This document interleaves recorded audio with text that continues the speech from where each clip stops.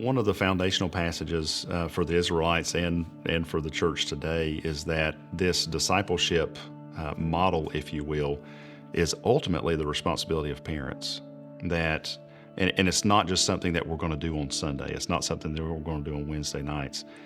The discipleship model that we see laid out here in Deuteronomy 6 is one of, as you walk along, you talk, and you're investing into those children, whether you're washing dishes, whether you're working in the garden, whether you can take your child to work with you, whether you're doing laundry, cooking, whatever it is that you're doing, you explain to them and talk with them in a relationship format of the things of the Lord.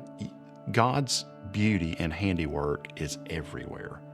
And one of the things that was told to me years ago when I had really little children, as you're washing dishes, think of those people who ate off those dishes and pray for them. That's part of a discipleship. You can actually jump in there. I have some of my older children do that as well. They'll come along beside the younger ones who are washing dishes, and they'll use that time to invest into them. They're accomplishing a task, but at the same time, they're investing in a life.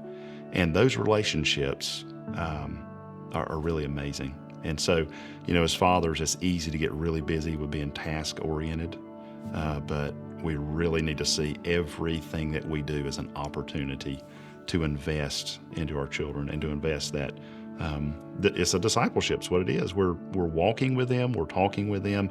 When we rise up, when we lie down, when we walk along the way, every moment of our days can be spent investing into the lives of our children. And that's really the model that God designed for us to do.